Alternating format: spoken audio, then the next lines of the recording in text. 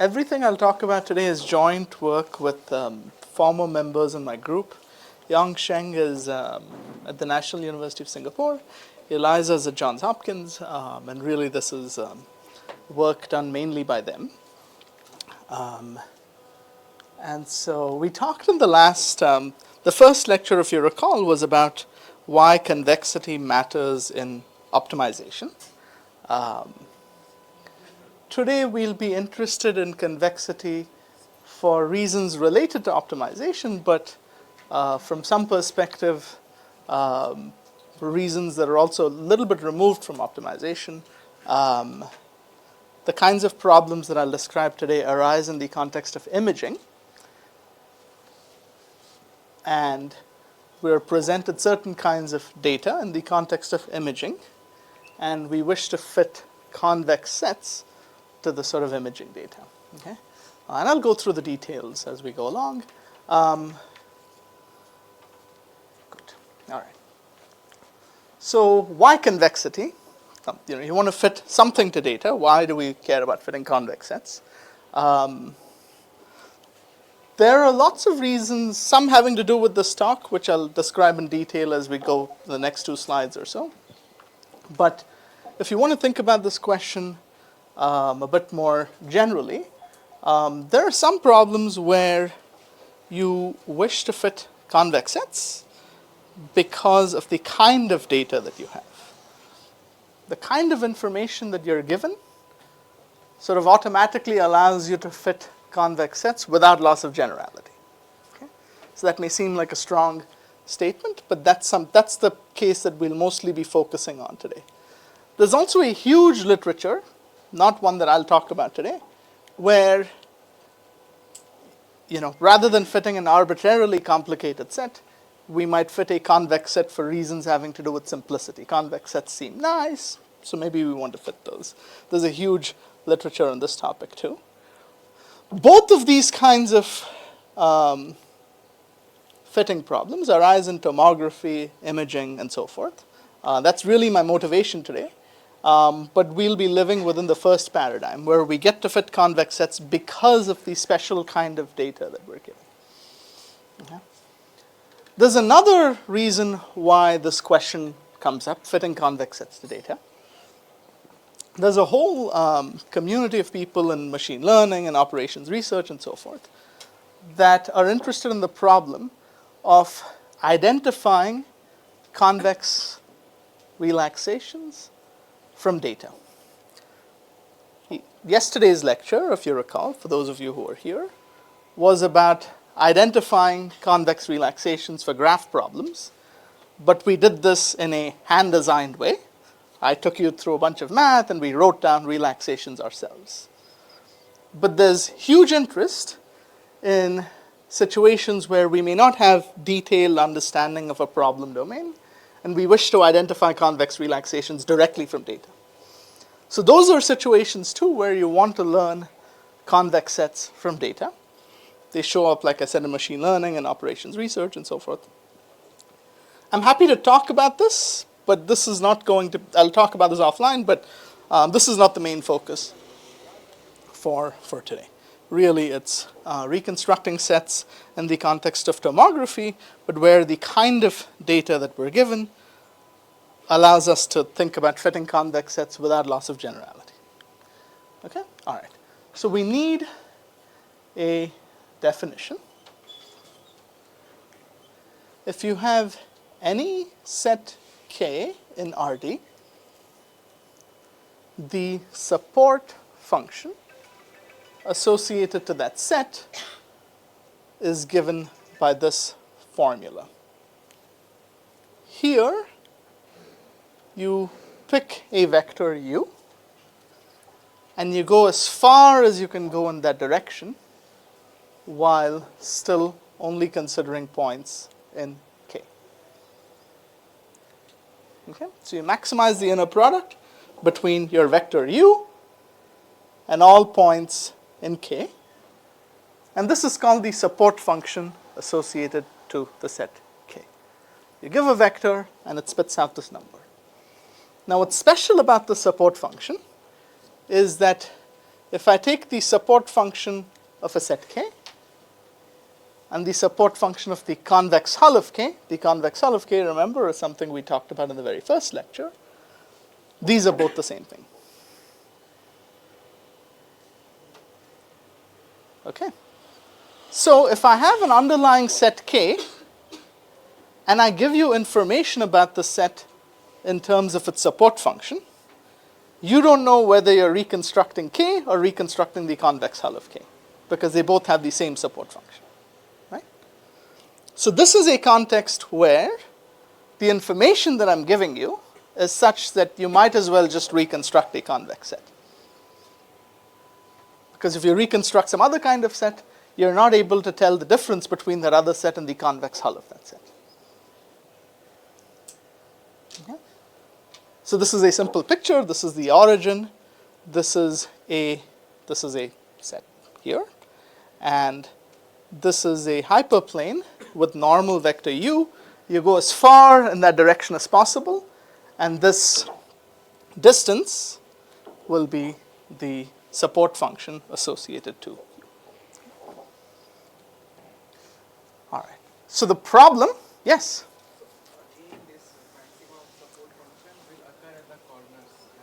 Yes, the boundary in general, yes. The maximum, I'm not giving you the point, I'm giving you the value. I'm giving you a scalar.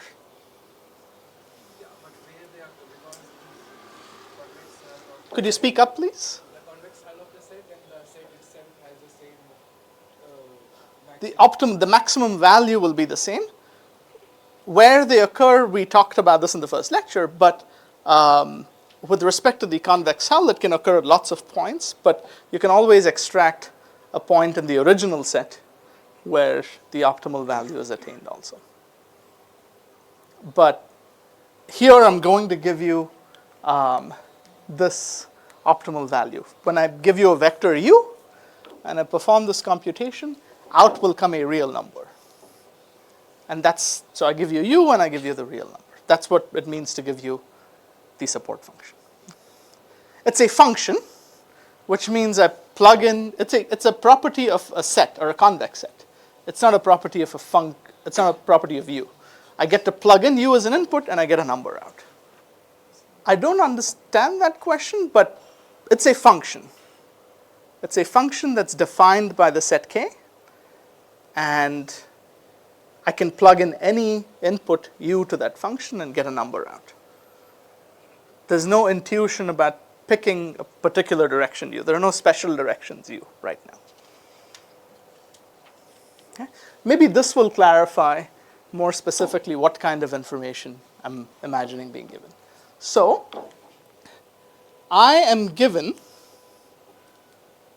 ui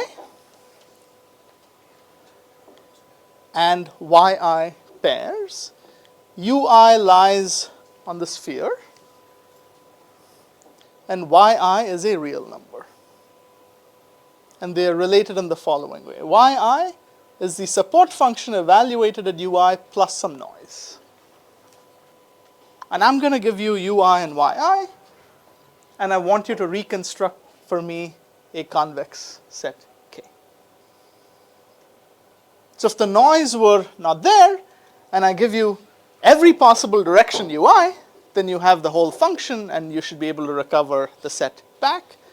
But here I'm only going to give you finitely many directions, and they're potentially corrupted by noise, and I still want you to be able to reconstruct the set K. Okay, that's the mathematical question. And this question shows up in a ton of applications.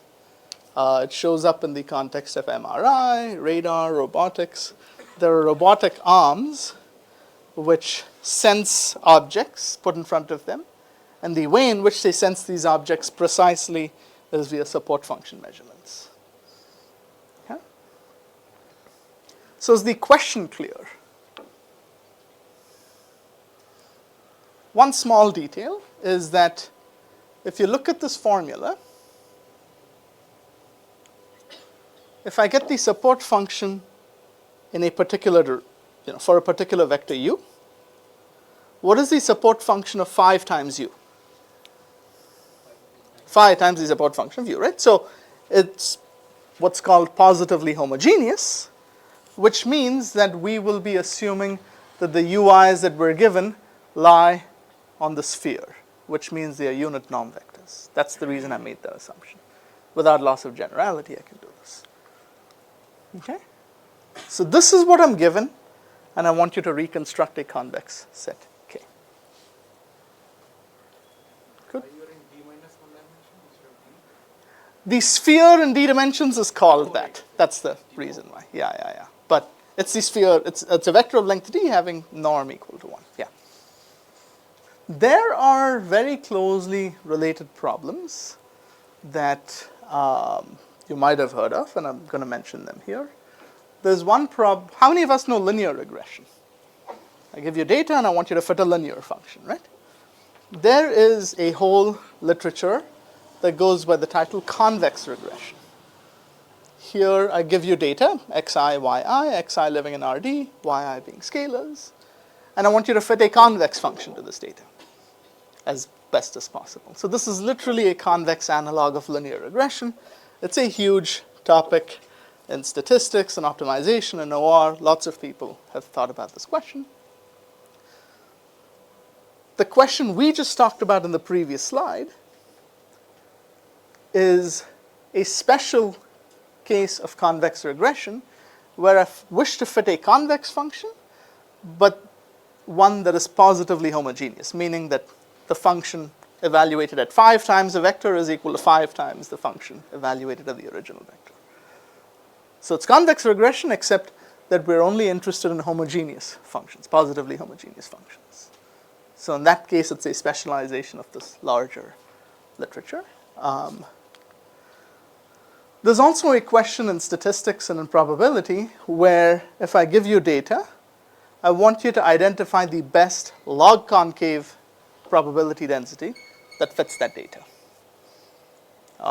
This is a closely related topic to all of this.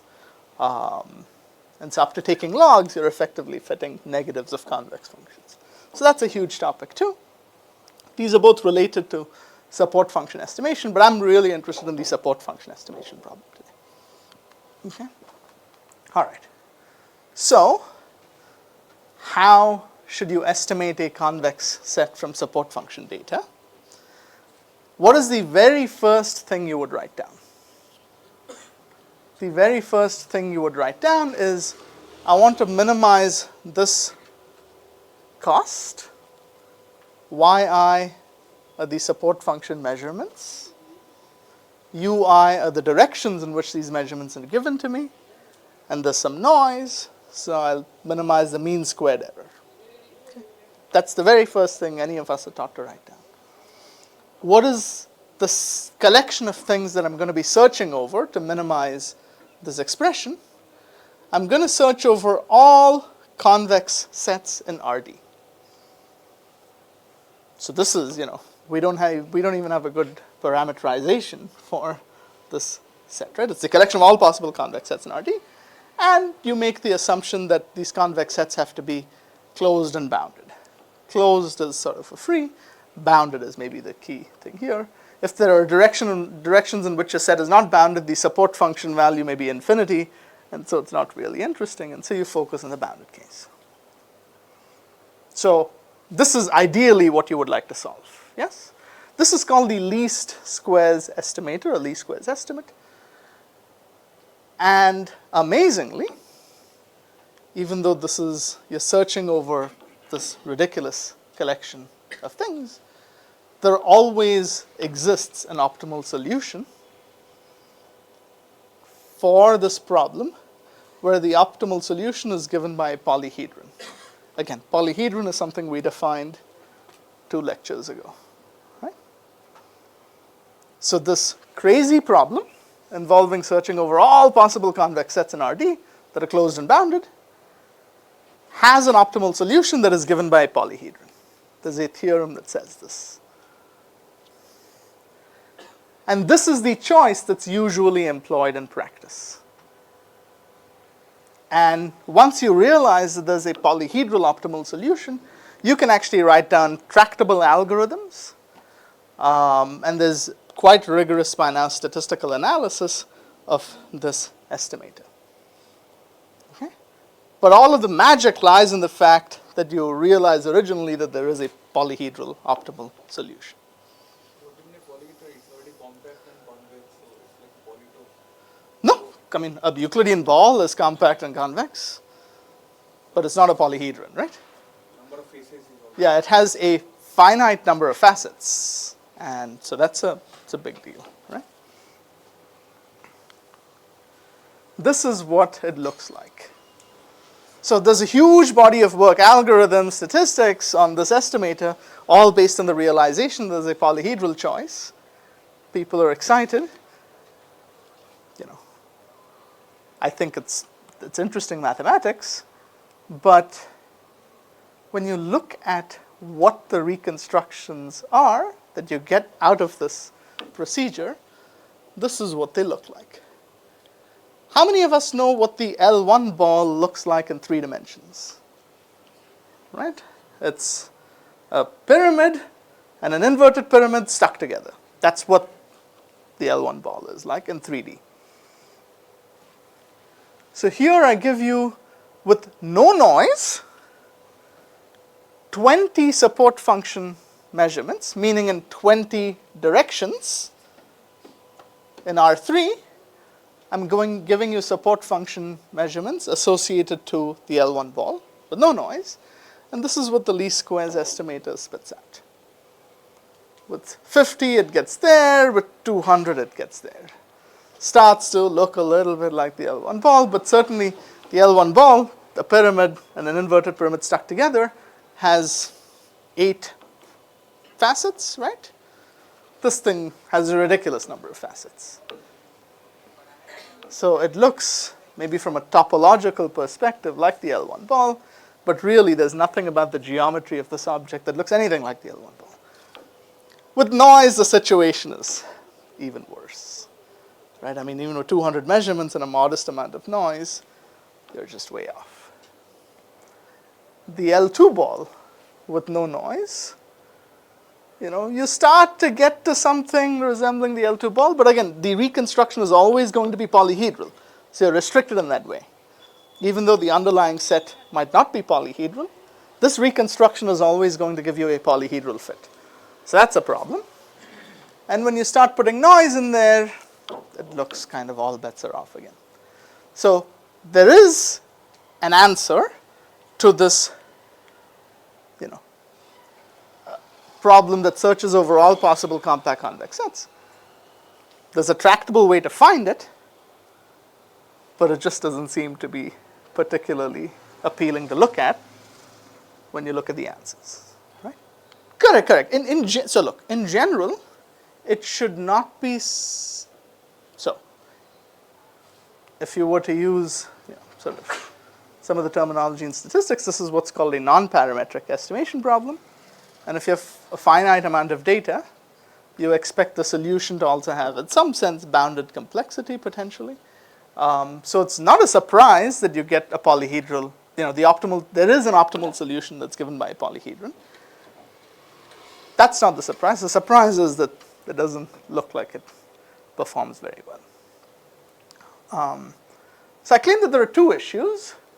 One is, if you're only going to fit polyhedral things to data, if the underlying, the mean squared error being the cost, yes. The form of h is fixed, but if you change k, the function itself will change, right? The function depends on k. The solution really depends on a theorem that proves that there always exists a polyhedral choice. Once you know that, then you can search over a restricted subclass rather than searching over all possible compact convex things, and you can write down, in fact, a quadratic programming problem that exactly solves it. But it relies on this deep theorem that says that there exists a polyhedral choice.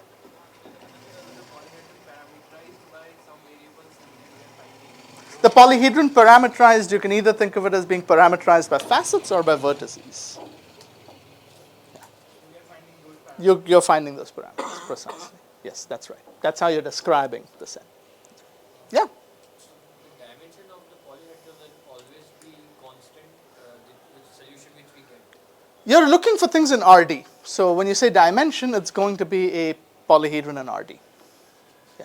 Are we guaranteed that this polyhedra is going to be a superset of the original key? It depends, right? You have noise. Noise could push you in lots of different ways. So really, without noise, my guess, even without noise, I think it would really depend on the directions UI that I give you, right? In some direction, if it may be beneficial when you're solving the least squares problem to kind of pull things in or out depending on the direction which you're given. So I don't know that in general we'd be able to say much. Yeah, that's right. And in fact, there could be other convex sets that are optimal for this cost, but maybe they're hard to describe. And so the fact that a polyhedron is sort of efficient to describe is a big part of this result. Yeah. There exists an optimal solution that's a polyhedron, but that's all. There could exist other optimal solutions too. Absolutely, or you might even want to get to something non-polyhedral. If you cannot even accommodate the L2 ball, then you probably need to think about this, right? Okay. So I claim that there are two issues. One issue is very, you see this with the L2 ball. If the underlying object is not polyhedral, you want some way of fitting non-polyhedral convex sets to your data. Right? That's one thing, definitely, that we need to worry about. The second is that somehow the number of facets, as was observed, seems to be growing as I get more and more data. And that's not a surprise in non-parametric estimation, but we'd ideally want some way to restrict the complexity of the reconstruction, even when we have more data. Right? There's no a priori reason that it needs to keep growing in this way. Okay. So these are really the big issues with the least squares estimator. When you have few measurements, you have so little data that you get poor reconstructions. When you have lots of measurements, the complexity of your reconstruction grows, and you get some of these messy looking solutions. And of course, a polyhedral reconstruction is not always suitable, and so you want to be able to deal with that. There is, in fact, a prominent proposal in the literature for non-polyhedral estimators. The way they go is that they first estimate vertices, and rather than just drawing lines between those vertices, they fit curved things between pairs of vertices. But already in the way I described it to you, there is the issue that it's only applicable in 2D, not in 3D. And so that's a problem. This problem shows up most prominently in 2D and in 3D. There are also higher dimensional versions. But certainly in tomography problems, D equals 3 is a problem already for the solution approach. And although it offers non-polyhedral reconstructions, it still suffers from the first two issues. Okay, yeah? Yes, yes. That was the question that was asked. And in general, it's linearly growing. Yeah. But generically, that upper bound is achieved. It's not like there is a lot of slack there. The what was kind of it? No, but that even though the ground truth may have a small number of faces, that may not actually be the optimal solution for this problem. So that's something, even with no noise, right? There is no reason for the ground truth to be an optimal solution for this problem. No, I can prove for you, I'll do it offline, but the ground truth does not need to exactly have this. So you really require some kind of regularization, some way to say, let's control the complexity of the reconstruction. We also need to deal with this non-polyhedral issue, but those are two things that we'll worry about.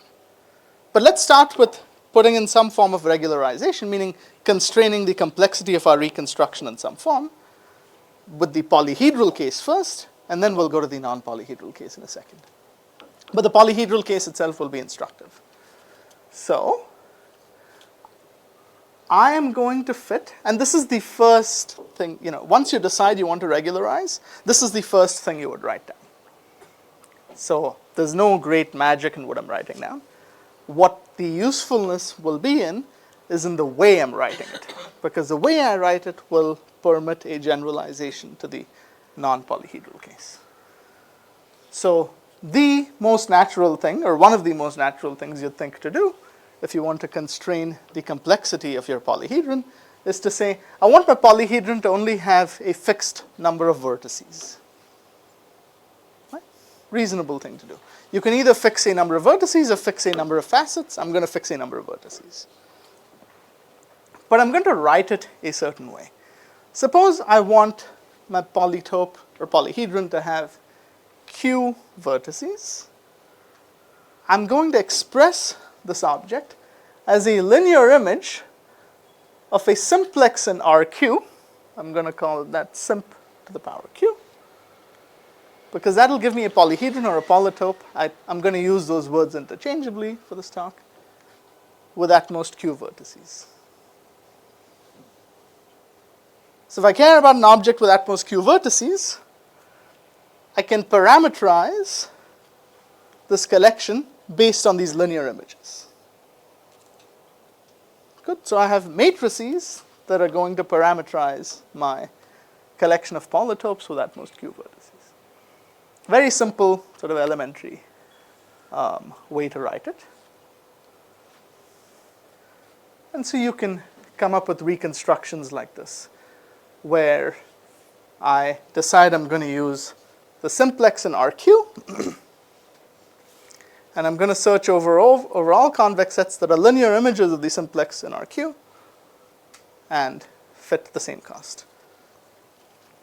And Q, everybody here knows machine learning, I guess, right? So Q, you would choose, for example, via cross-validation, but other ideas might also be reasonable. But this is really the complexity of the reconstruction that you want to obtain. Okay? Questions about this? Yeah. Very simple first proposal. Yeah. Are you always assuming that the origin is inside the convex set? Good question. You don't need to for this, but you can make that assumption without loss of generality. But certain technical issues disappear when you assume. Whoa, what is that? Don't worry about that. It will find its home. Nothing to it. I hope its home is far away from me. Okay. I was not quite sure. It will not fall, don't worry. Yeah. It will find. Okay. I think I can go back here. Warn me if somebody's close by. Fall on your first. Yeah. Okay. So Q is the complexity of a reconstruction, and you can choose this via cross-validation. Any questions about this very first idea? Yeah. Any linear map can be described using a matrix. This will be a linear map from RQ, right? It takes in a set in RQ and spits out points in RD. So it's a matrix of size D by Q. That's it. Yeah. How difficult is solving this problem in comparison to the least squares estimator? Great question.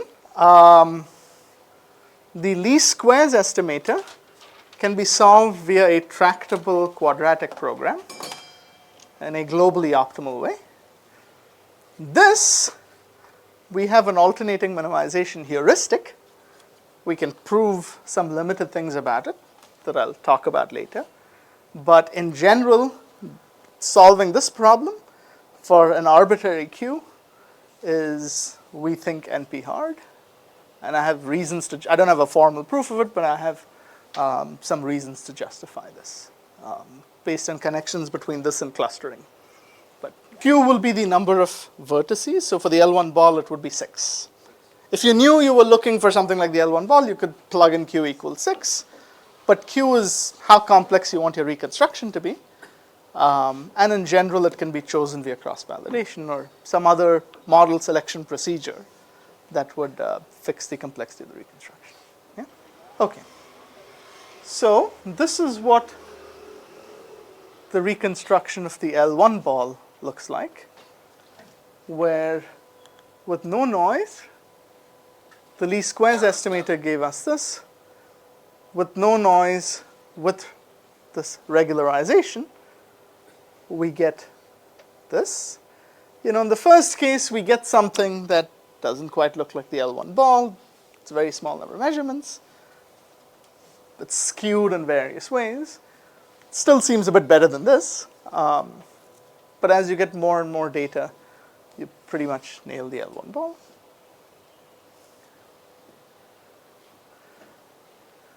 This is in the case with noise. The first column and the third column we saw before. And what's especially nice is that in the presence of noise too, with noise and a very small number of measurements, you get a pretty poor reconstruction, but it remains pretty well behaved in terms of the faces and so forth, because you've explicitly regularized in terms of the number of vertices. So what you're seeing is nice to see, but it's also not a surprise, right? Questions about this? Oh, it's my poor attempt at sort of what is foreground and what is background. And these are objects in 3D, and so, yeah. That's right. In general, no noise, no regularization versus noise with regularization. How do they compare? In general, sorry. No noise and no regularization. That is this one. Yeah, and noise with regularization. How do they compare? Is regularization more important or kind of noise? So I think regularization is important even with no noise.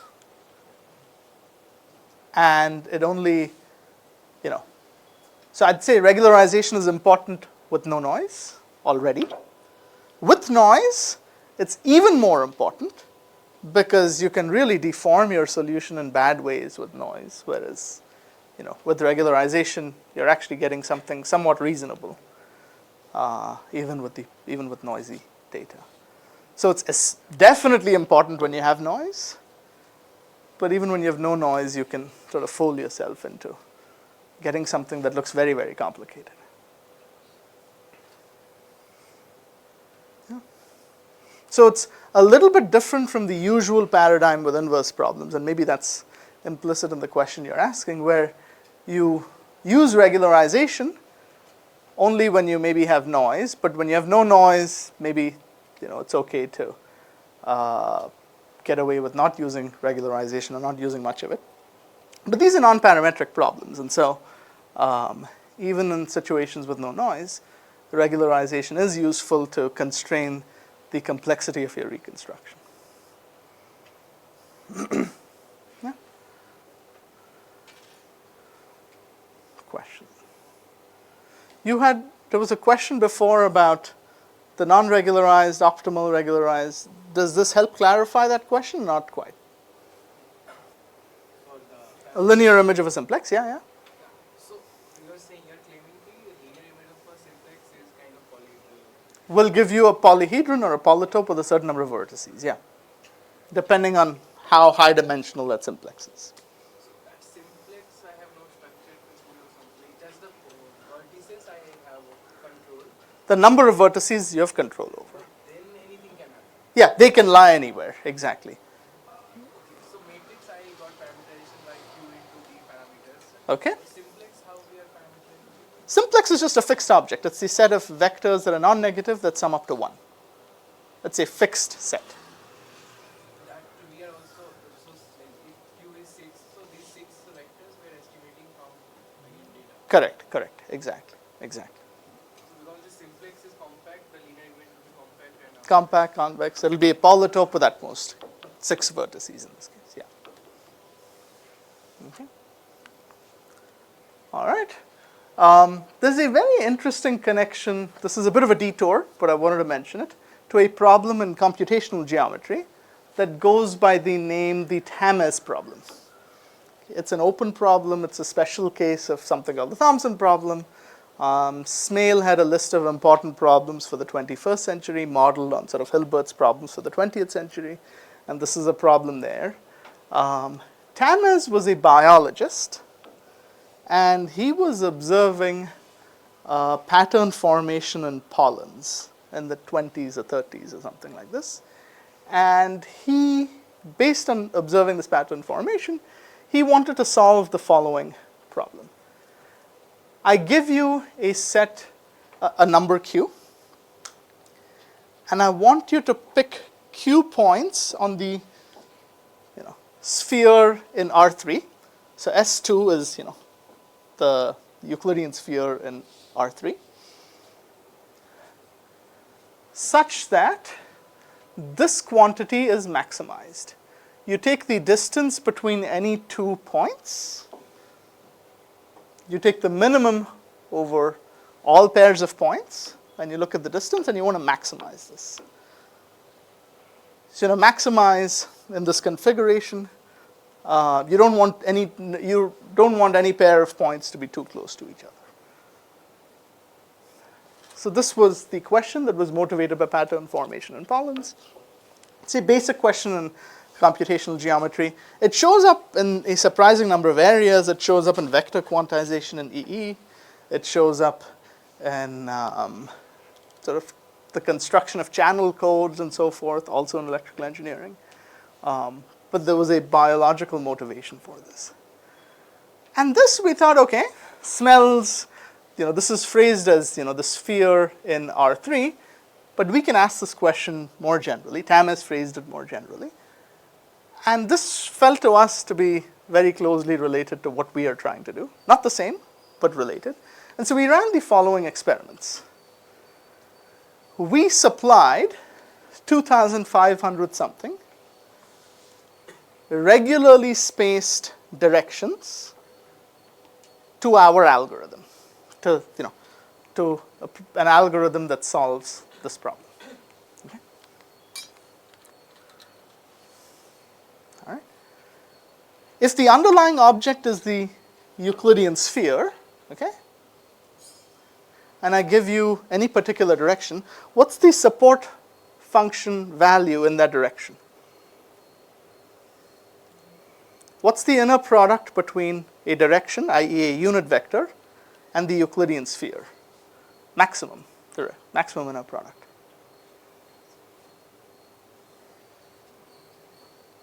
Sorry? It will just be 1, right? The inner product between a unit vector and maximize the inner product between my fixed unit vector and all possible unit vectors. So I pick 2,500 regularly spaced directions. Those are my directions. The support function value is 1. And I plug that into our algorithm. And I fix a q, because I want to obtain a polyhedral reconstruction out of this. And I'm going to look at where the vertices are to see if it somehow corresponds to the Tamez solution. Okay? The two problems are, again, different. I don't mean, there's no claim here that the two problems are identical, but morally they seem related. So we thought we'd try this. And strangely, so the Tamez problem is not fully solved. It is open. The reconstructions we get are isomorphic, meaning we take the polyhedron polytope that comes out, look at where the vertices are. For these values of q, it's isomorphic, meaning equivalent to the Tamez solution. And for these values of q, it is not. We don't know if it's because these values of q are special somehow. We don't know if this is because we're solving this problem using an alternating minimization heuristic. This is one of the questions that was asked. But we threw an extensive amount of computation at trying to solve that problem. These are the reconstructions we get. And this sort of behavior is not surprising in various computational geometry problems. There are geometry problems of a packing type nature that you find in the literature, where certain dimensions are distinguished or special somehow, where we understand things, certain other dimensions are not. And so we really don't understand the link between the Tamez problem and our problem, number one. And number two, why is it that in some cases things seem to agree, in some cases they don't? Okay? So this is, I just wanted to put this out there, and that if you're a computational geometer, there are interesting links between support function estimation and computational geometry too. For which dimensions we know Tamas solutions? Good question. It's, for which dimensions and for which Q also, right? So when you say dimension, yeah. I think even for R3, meaning the sphere in R3, I don't think we know the solution for all Q. I think there are certain distinguished Qs where it's known, but otherwise open. But in your experiment, you only use 2 dimensions. R3, yes. And we know the optimal Tamas thing for 4 through 12. This is available in some database, and yeah, we just compare to that. Yeah. Alternating minimization, does it converge faster when we have more number of samples? Is some correlation there? Yes, I mean, it's a better conditioned problem when there's more data. In getting these solutions, we looked at lots of random initialization. So a lot was tried to get to good answers for Q from 4 through 12 here. But we don't have, we don't have any theoretical guarantees about that alternating minimization method. That's because when you say non-isomorphic, so what do you mean by non-isomorphic? Is there a small residual noise that is different? No, when I say isomorphic, what I mean is when I take, say for Q equals 4, these 4 points on the sphere, if I take the vertices of that polytope, up to sort of, a global rotation, it gives me it is optimal for the Tamas problem. That's what I mean. That it is not. Even if I apply any rotation, any global rotation to all of these points, I'm not going to get the Tamas solution. There could be many. Could be, but so that's exactly what I said. I don't know if this is because there is a difference between our problem and the Tamas problem, or if it is because of alternating minimization. I mean, we really don't know. But what we've observed is this, that for certain values of Q there is a match, for other values there isn't. Okay, so let's go to the non-polyhedral case. So the polyhedral case, it's sort of the first thing you'd write down. That's reasonable. The non-polyhedral case is where things get interesting. So inspired by semi-definite programming, again, the thing we talked about a couple of days ago, I'm going to let spec P denote the set of P by P positive semi-definite symmetric matrices with trace equal to 1. This is, if you will, the matrix analog of the simplex. The simplex is the set of vectors that are non-negative that sum up to 1. This is the set of symmetric PSD matrices with trace equal to 1. Okay? This is called the spectraplex. So everywhere where we had the simplex before, I'm now going to plug in the spectraplex. Okay? And so I have exactly the same problem as a couple of slides ago. The cost function is the same, but I'm looking at linear images of a spectraplex now. Again, the optimization problem is over linear maps A. So I still have a big matrix, but so in that sense it's finitely parameterized, but the reconstruction that I'm going to get is not polyhedral. Okay? And what's nice about this is that the ultimate convex object that you'll get will have pointy bits on the boundary. It could have smooth bits on the boundary too. So that's what's nice about using the spectraplex. And we'll see some examples. Polytopes or polyhedra only have pointy bits on the boundary. You don't have interesting curvature or anything like this. With linear images of a spectraplex, you get curved things on the boundary, you get pointy things on the boundary, lots of interesting features. Okay. And it's inspired by this notion of lift and project that I described a couple of lectures ago, but used not in service of optimization, but instead in service of convex set estimation.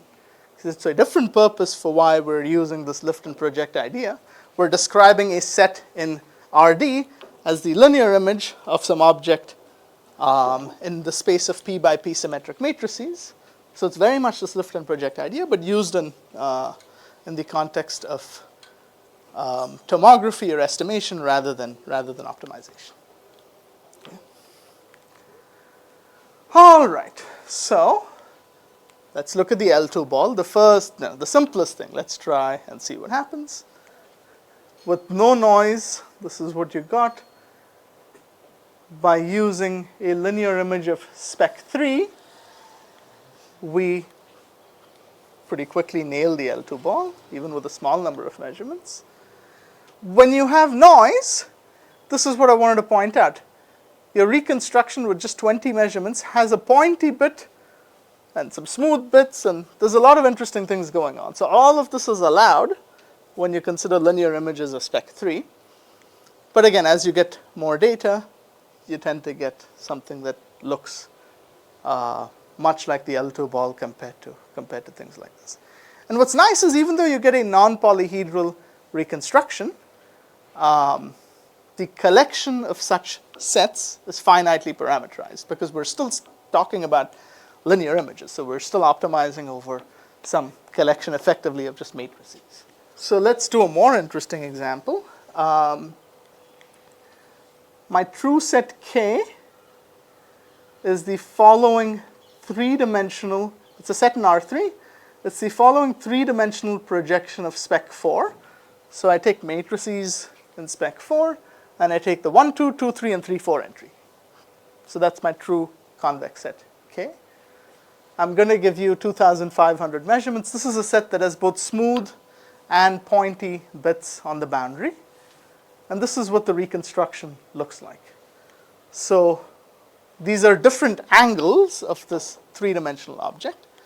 If I try and reconstruct as a linear image of spec 3, I don't actually get the object exactly, but you get some interesting features.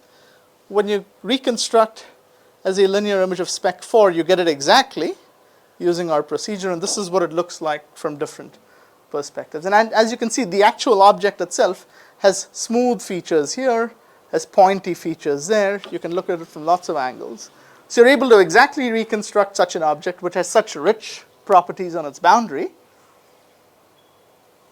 using our procedure. And you'd have no hope of such a thing with just a polyhedral reconstruction, right? This is an example, an actual tomography example, where we're interested in reconstructing a healthy human lung in this case. We have n equals 50 versus n equals 300 measurements as linear images of spec 3, spec 4, and so forth. And this is the least squares estimator. And you can see when you reconstruct using 50 measurements, I mean, with spec 3 and 4, there seem to be funny features here. But as you get to spec 6, it seems reasonably well behaved. There are still some features there that might be artifacts of reconstruction. But with more data, you get quite reasonable looking reconstructions compared to the least squares estimate, right? If you were doing any kind of diagnosis, you don't want to be looking at this for diagnosis. You'd rather be looking at things like this. Right? Questions? Yeah? Example, what does n mean actually? I give you n equals 300 support function measurements, meaning that I have a true underlying human lung, and I shoot rays, this is using an MRI machine, in 300 directions in R3, and I give you the intensities in those 300 directions. And that corresponds to the support function value in each of those directions. That's what I mean. Yeah? So, compared to using the simplex, what is the added computational burden when you use the spectraplex as sort of the thing that you're projecting down on, that projection yields the actual set? There is a particular place when I'll describe the algorithm where instead of finding the largest element of a vector, you need to find the largest eigenvalue and associated eigenvector of a symmetric matrix. Okay, so that's the actual difference in the computation. Everything else, the meta algorithm is exactly the same. Yeah. Okay. Yeah. Describe the spec Q. Can you speak up, please? Describe the spec Q thing. What is spec? Like spec 1, 2, 3. How does it? Spec P is the collection of P by P positive semi-definite matrices with trace 1. Yeah, but then how are they leading to curved things on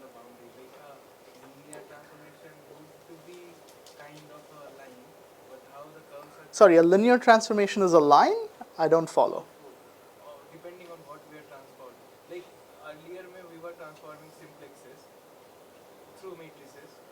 Okay? Let's be clear. We were applying a linear map to a simplex. Yeah. So we are I'm doing the same thing. I'm applying a linear map to a spectraplex. so spectroplex is that. The collection of matrices of a certain size that's positive semi-definite and trace equals 1. But just I'm trying to understand where the curves are coming from. That object, the spectraplex, has pointy bits on its boundary and smooth bits on its boundary. That object itself. The simplex, what does a simplex look like in R3? It's a triangle, right? So there's no smooth bits on the boundary. There's only kind of pointy bits, right? The spectraplex has pointy bits and smooth bits on its boundary. Hard to visualize because already when I go to p equals 3, it's going to be in a space that's not easy to draw. But, the p equals 3 spectraplex lives in 5-dimensional space, so it's hard to draw. But it has smooth and pointy bits on its boundary. What you can visualize are what linear images of that spectraplex look like. And this is what they look like. They have smooth and pointy bits on the boundary. Yeah? Yeah, so I'm just trying to get a very high level overview. So we are taking the spectraplex which has these mathematical features of having curves as well as pointy bits. Yes. It's a convex set that has curved and pointy bits on its boundary. It has very rich boundary structure. Just so that we can recreate surfaces which are curved or have pointy bits like. Precisely. Why don't we impose explicit conditions like smoothness conditions or differentiability together? Great question. I have provided a way where you only need to solve an optimization problem. You're fitting this thing, but where the search space is a collection of matrices. When you start imposing fancier conditions like this, it's hard to ensure, if I say, hey, I want a set where the boundary is nice, how can you ensure that that is compatible with the set being convex? Right at the beginning. Then, how much smoothness, how little, all of these extra things come in. Convexity is a global property rather than a local property. And so dealing with this in this global way is much more natural than trying to sort of, look at pieces of the boundary, make sure it looks nice in each piece, and then stitch all of it together. Because while each piece may look fine, stitching it together and still getting something convex is not in general easy. Right? But good question, yeah.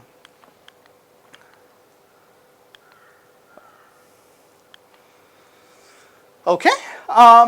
What sorts of questions can you ask about this framework, right? You could ask algorithmic questions. Does it provide good quality solutions? You can ask statistical questions. Given data from a convex set, if I actually have an honest convex set, that's a linear image of a spectraplex or a simplex, and I give you data from such a set, are you exactly able to recover that set? And approximation theoretic questions, If I'm trying to fit linear images of a simplex or a spectraplex to an arbitrary convex set, what's the loss here, right? I'll probably have a chance to do a couple of these, and some of them I'll have to be quick, but that's okay. I'll mainly focus on slides where there are pictures and slides where there's math or theorems we might go through, but quickly. Okay, so algorithmic stuff. I'm going to abstract away from the simplex and the spectraplex. We're taking linear images of these things. And so given a set C, for example, the simplex spectraplex, could be other things too. I'm going to reformulate k hat sub n, the reconstruction via linear image of C, in this way. I've observed C in here, and I'm just searching over linear maps. And you can rewrite the previous cost function in this fashion. If you explicitly take that support function stuff, you can expand it, and you get this. Okay? And again, think of C being the simplex or the spectraplex. That's what you want to solve here. And when you write it this way, it suggests a natural sort of alternating minimization approach. You, for each I, identify the best hi, and then once you've done that, you update A. If you fix the hi's and get rid of this max, this is simply a least squares problem in A, and that's sort of the natural alternating minimization procedure. What's the question? Yeah, sorry. Okay, quick question. If C is the simplex, okay, what does it mean to maximize over elements in the simplex this inner product? Can you speak up?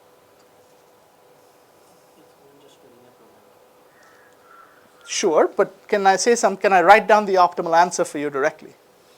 It's going to be the 10001. Corresponding to which one?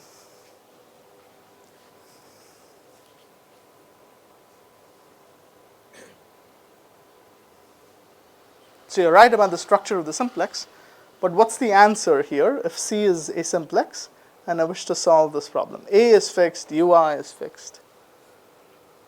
If I want to maximize the inner product between a vector and the simplex, there's no eigen anything. These are vectors, not matrices, right? It should just be the maximum entry, right? When C is the simplex, if I fix A and UI, that maximization problem is simply going to pick out the maximum entry. If C is the spectraplex, H is a matrix, this whole thing on the right-hand side will be a matrix too. And in that case, it's the largest eigenvalue and associated eigenvector, right? That's what you would pick out. So that's what updating the HIs entails. And once you've updated the HIs, you fix them and update A by just solving a least squares problem, and you alternate between these things. Okay? And it turns out that in the case where C is a simplex, this is identical to a method from vector quantization. And there are very interesting connections between this idea called Lloyd's method in clustering and in quantization and what we do. And because we happen to know that clustering, k-means clustering, for example, is NP-hard, we should not expect our procedure to be tractable to solve either. Again, this is a vague statement. I don't have the theorem here, but what we are doing is morally very similar to clustering, and so this is likely to be an issue. There is a theorem that says that it's an informal one without all the bells and whistles. It says that under whatever assumptions, our algorithm is locally linearly convergent around the globally optimal solution. So all that's saying is if I initialize near a globally optimal solution, I'll converge quickly. Okay, that's not saying much, right? It's a reasonable guarantee to have. If you don't even have this, then you're in pretty bad shape. But it's a pretty weak kind of guarantee. But it's the best that's available in this kind of literature in general, unless you make a lot of assumptions about the kind of data that's given to you and so forth. Yeah? Quick question. So how does the noise, maybe the variance of the noise or something, impact how well the alternating minimization? Where it'll come up, so I said IID gas. The variance of the noise will govern the region around the globally up. So that's the way. High variance means small region. Precisely, right? Yeah. You need a very good initialization and so forth. Yeah. So in sort of the natural expected ways. So this is a useful result to have because you want some result, but it doesn't say all that much. It's nice to have it, but you'd ultimately like to be able to get globally optimal methods, and this is not one of them. Yeah? You need a good initialization, so nice. We just randomly initialize many, many, many, many times. Locally, linear convergence is very fast convergence. I mean, Maybe it is faster, you should not expect something faster with that particular method, but because we're only using second order information, but yeah. Okay, so these statistical aspects, so can you actually guarantee convergence to an actual so if there is a true underlying set from which I'm given data, can I converge to, does my reconstruction converge to that set? That's the kind of question. At what rates? In what way? So you can show that the least squares estimator converges to the true set if in fact you're given measurements from a true set. But this is true in a notion of distance called the Hausdorff distance. This is a way to measure distance between convex sets. I'm not going to get into the details of that. As the number of observations grows large. So you will converge to the true thing. This is true of the least squares estimator. It seems believable, right? When we looked at reconstructions of the L1 ball using the least squares estimator, it looked like it was converging in some sense to the actual L1 ball, but it doesn't say anything about how many faces or what the boundary looks like or anything like this. You can show that if you use linear images of a convex set C for your reconstruction, then this estimator that we developed will converge in the same Hausdorff distance to the best approximation of the true K star by a linear image of C. So if in fact K star is a linear image of the C that you picked, then our estimator will converge to the true K star. If the true K star is not exactly expressible as a linear image of C, our estimator will converge to the best possible approximation. Here we're searching over all possible convex sets. Here we're only searching over those that are linear images of C. So this is somehow the best you can expect. You can't do much better than this, right? But what's interesting about what we do is that you're able to obtain uncertainty estimates, not just convergence and consistency as n grows large, but how uncertain is your estimate? Can you give me not just an estimate, but an error variance? In general, we don't just want point estimates in statistics. We'd like some notion of confidence around our estimates. And that's very hard to obtain with the least squares estimator, but you can say a lot more with our estimator. Yeah? Again, a complicated theorem that I've made a little less complicated by making it informal. But for those who are familiar with statistical consistency type results, what we're able to show is that our linear map that specifies the linear image minus the true thing, that divergence is asymptotically normal. This is kind of the standard way in which you specify statistical consistency. Don't worry about the details if you're not familiar. What it allows you to do, so this theorem is applicable for these two examples of C, the simplex or the spectroplex. But what it allows you to do is I could produce, if my true K, for example, is a pentagon, and I try and reconstruct using a linear image of a 5 simplex, I will be able to get estimates for those vertices, but I'll also be able to put ellipsoids around each of those vertices that gives me a high confidence region. So with 95% confidence, I can say that this vertex lies in that ellipsoid somewhere. So that's the kind of estimate you can hope to get. Good question. You mean statistically, right? You mean as a function of n, right?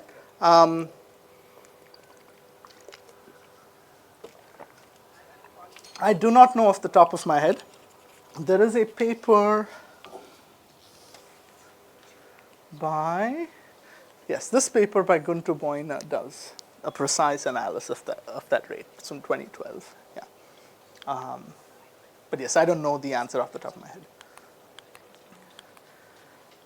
This notion of uncertainty becomes, here I can tell you, oh, that's where the vertex is, and I can draw a little ellipsoid around it. That's fine. But how do I give you uncertainty estimates if my reconstruction is a linear image of a spectroplex? There's no vertices, it's a much more complicated object. And here there's a very interesting interaction between the uncertainty quantification side of statistics and geometry. You can actually decompose, if in this case the underlying convex set is just the disk in 2D. you can express, there's 5 different modes of oscillation. This is a concept from geometry that you can use to decompose the different kinds of uncertainties that you could get. You could get left, right, top, down, sort of dilation in that way, squishing in that way, squishing at odd angles. So you can decompose all of these sources of uncertainty into these 5 bits. So that kind of link between how you decompose uncertainty in different directions, which comes from the geometry side, and when I say asymptotically normal in this result, the covariance that you get for what the uncertainty looks like in every direction, how you decompose and how those two interact, gets interesting when you look at non-polyhedral reconstructions. Okay, that was a bit quick, but I guess all I want to leave you with is the point that when you see something like asymptotically normal, you should expect the uncertainty to be quantified by some sort of covariance matrix. How do you understand that covariance matrix geometrically? That's where this modes of oscillation comes in. That tells you how the uncertainty decomposes in different directions. So that's really the message if you've not seen this sort of asymptotic normality before. Yeah? What about the phase structure? What about what the boundary looks like? Again, we know that the least squares estimator, all bets are off. Let's look at the L1 ball. That is a true L1 ball. This is my reconstruction with noisy data. Am I getting the faces right?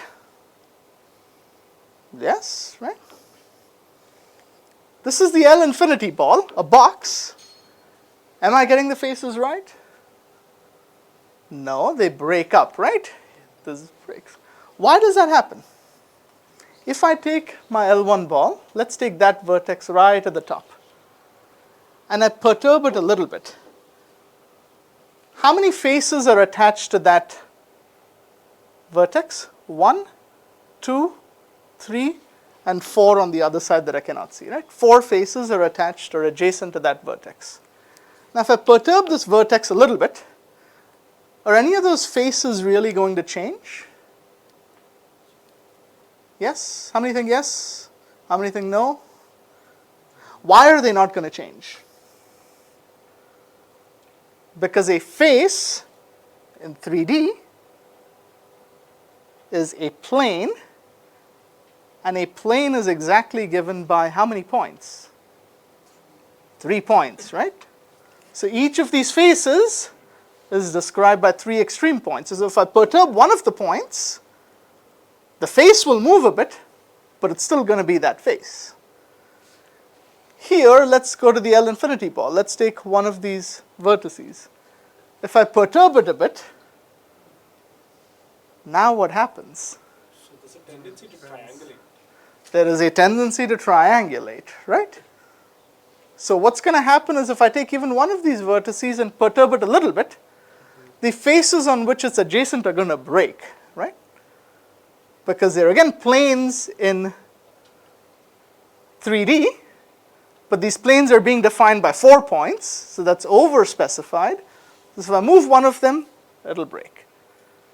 And this picture gets substantially more interesting, and I mean already it seems rich in the polyhedral case. It gets much more interesting and richer when you go to the non-polyhedral case to ask which kinds of faces are preserved and which kinds of faces are not. There are infinitely many faces in the non-polyhedral case. And so it's a very rich and interesting story. But sort of the bottom line is that we have theorems that prove that if the face is robust to this sort of small perturbation, then you'll be able to get it exactly. If it's not robust to small perturbation, then you should not expect to get it exactly, and sure enough, you'll be in trouble. Okay? But where this notion of robustness comes in, and is especially interesting, is when you go to the non-polyhedral case. And I'm happy to talk about this offline, but the underlying story is the same thing. Can you perturb things slightly, and does the face break up and degenerate, or does it remain the same? Okay. This is not our theorem. This is a theorem from 1989. And it's the theorem that makes all of our results go through. It's a result that says that certain sets specified by polynomials and semi-algebraic sets and so forth have a bounded VC dimension. They constitute a VC class. So it's this link between a learning theoretic concept, namely VC, and semi-algebraic geometry. And it's this underneath the hood, this link between learning and semi-algebraic geometry, that makes all of our results actually go through. The theorems that we have for faces, the theorems that we have, especially the sort of uncertainty quantification, all of them rely on this VC result. So it's that deep link that makes everything else go through. All right, so very briefly now, I think it's just a couple of slides, and conclude with the last bit. So suppose you wish to, you have data from a convex set. You are going to use linear images of a simplex or of a spectraplex to fit the data that you're getting about that set. How well do linear images of a simplex or a spectraplex approximate an arbitrary convex set? Right? That's going to give you a fundamental limit on how well you can expect to perform. Right?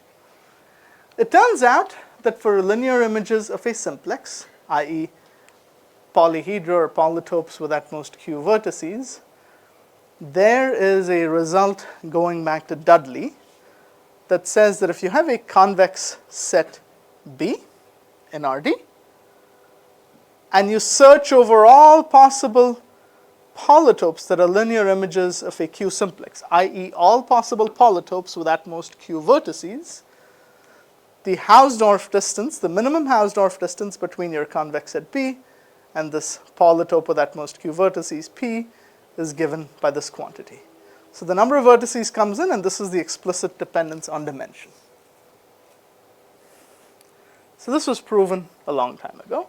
This is the best you can hope to do if you're trying to use Q polytopes to fit your convex set, right? So there's a natural question, what can we say for linear images of the spectraplex? This is what we spent a long time on. And for general linear images of a spectraplex, we do not know. This is an open question. I've spent a lot of time on it. Eliza, one of the postdocs that I worked with, she's a faculty member now at Johns Hopkins. She especially brought a lot of creativity to this problem, but we do not have an answer to this question. We have a partial answer, which says that, so one bit of definition, let spec, not P, but P comma K be the set of real symmetric P by P matrices that are further block diagonal with K by K blocks. The blue bit is the extra constraint that I'm adding. If K equals 1, I get back the simplex. If K equals P, I have the whole spectraplex. Okay? For constant K, so any constant, 1, 2, 3, anything that's independent of P, we have the following kind of bound. You search over all convex sets that are linear images of spec pk, not spec p, and the minimum Hausdorff distance is given by this quantity. Okay? For bounded K. Now, if K equals 1, we said we get back the simplex, so we recover Dudley's result. But this is a strict generalization of Dudley's result. The thing to keep in mind is that for constant K, the dependence on K is nowhere in the exponent or anything else. This is a constant out front. Okay. All right, so I will conclude. I talked about fitting convex sets given support function measurements. It's natural to think of regularization in this context, but I think maybe what's interesting about what we did is how lift and project ideas from optimization play a role in a context that's quite different from optimization. And the analysis, I just gave a brief hint of it, but it really made everything else go through. It's learning theory, by the way, not earning theory, but learning theory and geometry. It's a typo. I mentioned that for linear images of the simplex, our method has a lot of resemblance to clustering, right? it's natural to then ask, for linear images of the spectraplex, are we cooking up some semi-definite analog of clustering? And that's something, or semi-definite analog of quantization, or things like this. I don't have an answer or even a full understanding of that question. We don't have a full understanding of the approximation power of linear images of a spectraplex, of an arbitrary spectraplex, only block diagonal spectraplexes.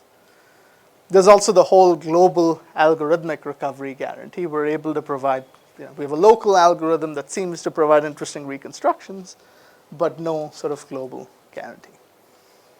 Good. Thank you all. I'm happy to take any questions.